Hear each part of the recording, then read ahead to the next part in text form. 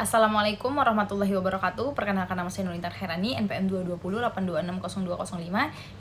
Di sini saya akan mempresentasikan tugas dari blok psikiatri, yaitu dari Dr. Nanda, dengan judul yang saya ambil ialah fobia. Nah, jadi secara definisi terlebih dahulu, fobia adalah ketakutan yang berlebihan, irasional, dan menetap terhadap suatu objek, situasi, atau aktivitas tertentu yang sebenarnya tidak berbahaya. Nah, jadi fobia ini udah sering kita dengar bahwasannya seseorang takut dengan sesuatu yang sebenarnya itu tidak berbahaya untuk dirinya. Bisa dia objek, seperti situasi juga, atau aktivitas-aktivitas tertentu. Nah, kemudian gejala fobia itu terbagi menjadi dua. Yang pertama ada psikologis, kemudian yang kedua ada gejala fisik. Gejala psikologis seperti apa? Rasa takut yang berlebihan dan tidak rasional. Menyadari dia ketakutan itu berlebihan, tapi tetap tidak bisa mengontrolnya, menghindari situasi atau objek yang ditakutinya. Nah, kemudian gejala fisiknya saat terpapar pemicu tadi ialah sesuatu yang ditakutinya, jantung berdebar-debar, sesak, kemudian gemetar, keringat dingin, pusing, mual, sulit bicara, atau merasa ingin kabur dari tempat itu. Nah, kemudian ada klasifikasi dari fobia ini. Ada fobia spesifik, ada fobia sosial, dan ada agorafobia. Nah, jadi fobia spesifik ialah takut terhadap objek atau situasi tertentu. Nah, jadi objek atau situasi tertentu itu seperti hewan, ketinggian, darah, atau ruang tertutup. Nah, jadi dia takut hal-hal seperti itu. Kemudian ada fobia sosial. Fobia sosial ini takut berlebihan saat berada dalam situasi sosial atau menjadi pusat perhatian karena takut dipermalukan atau dinilai orang lain. Nah, fobia sosial ini dia takut berbicara di depan umum. Misalkan lagi public speaking, lagi presentasi. Nah, dia takut dia dinilai orang lain. Nah, makanya ada orang yang ketika disuruh maju ke depan itu bisa panik, cemas. Nah, itu dinamakan fobia sosial. Kemudian agorafobia. Agorafobia sendiri takut berada di tempat atau situasi yang sulit untuk melarikan diri.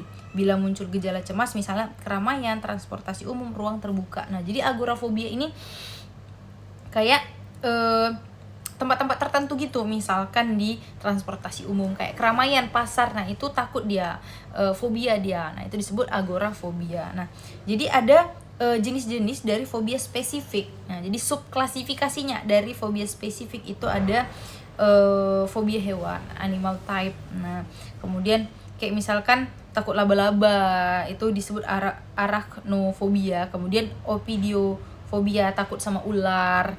Kemudian sinofobia, takut sama anjing. Nah, jadi fobia ini juga bisa karena trauma di waktu kecil. Nah, misalkan dia pernah kena gigit, pernah ada sesuatu yang membuat dia merasa takut. Nah, itu bisa terbawa sampai dia dewasa. Kemudian umumnya ini sejak masa anak-anak. Nah, kemudian ada fobia lingkungan, natural environment type. Nah, jadi contohnya ada akrofobia, dia takut ketinggian. Kemudian hydrofobia, takut air. Kemudian astrafobia, takut petir. Nah, jadi semuanya itu ada namanya, ada istilahnya di medis. Kemudian, nah pokoknya yang fobia lingkungan alam ini dia berkaitan dengan fenomena alam. Kemudian fobia situasi.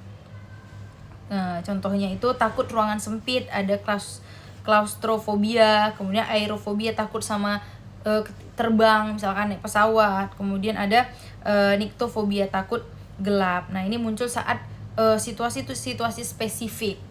Kemudian ada yang lainnya itu seperti takut muntah, ada emetofobia, kemudian tanatofobia, takut mati gitu. Seseorang nih setiap hari dia cemas, takut dia mati gitu. Baru itu ada namanya, ada istilahnya tanatofobia.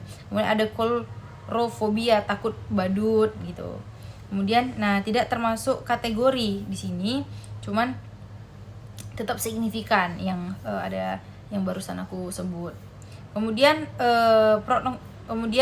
patofisiologinya, jadi fobia ini aktivasi berlebihan dari amigdala. Nah, Amigdala itu kan pusat rasa takut di otak ya kan. Jadi bagian dari sistem limbik yang dimana dia mengatur emosi, sesuatu yang berbahaya, yang merasa, jadi amigdalanya itu berlebihan, jadi dia merasa diancam gitu pada sesuatu yang ditakutinya, padahal itu tidak berbahaya. Makanya terjadilah gangguan regulasi neurotransmitter serotonin dan norepinefrin juga. Nah, bisa jadi faktor pengalaman traumatis, pembelajaran, dan genetik. Nah, genetik itu 30-40%. Nah, jadi gangguan traumatis yang udah aku bilang tadi, saat dia waktu kecil, kemudian pembelajaran gitu. Kemudian tata laksananya itu kita kasih terapi perilaku CBT. Kemudian CBT ini terapi utama, jadi membantu pasien memahami dan mengubah pola pikir menjadi irasional kembali. Kemudian desensitalisasi sistematis, exposure terapi. Pasien dihadapkan bertahap pada hal yang takut sampai rasa takut menurun. Jadi gini, misalkan dia agorafobia, takut dia sama keramaian, jadi kita terapi dia dari jauh terlebih dahulu, misalkan dari 5 meter dulu, nah baru 3 meter, baru 2 meter, barulah sampai dia nggak takut lagi gitu, dari jauh dulu, semua fobia. Kemudian terapi relaksasi atau mindfulness, jadi kita sarankan pasien untuk mengatur nafas, meditasi, relaksasi otot, dan menurunkan kecemasan. Kemudian farmakoterapi kalau misalkan udah berat sekali, kita kasih SSRI. Contoh itu ada fluoxetine, sertalin, kemudian kita kasih benzodiazepin juga untuk jangka pendek kalau misalkan dia ada serangan panik. Nah, prognosisnya umumnya baik kalau misalkan fobia ini, terutama bila ditangani dengan terapi perilaku dan edukasi. Jadi, bila tidak diobati, bisa berkembang menjadi gangguan panik atau agorafobia berat. Nah, baik, hanya itu yang bisa saya sampaikan. Nanti referensi saya cantumkan di akhir video. Terima kasih apabila ada kekurangan dan kesalahan dalam penyampaian, saya mohon maaf. Sesungguhnya saya juga masih dalam tahap belajar. Terima kasih. Wassalamualaikum warahmatullahi wabarakatuh.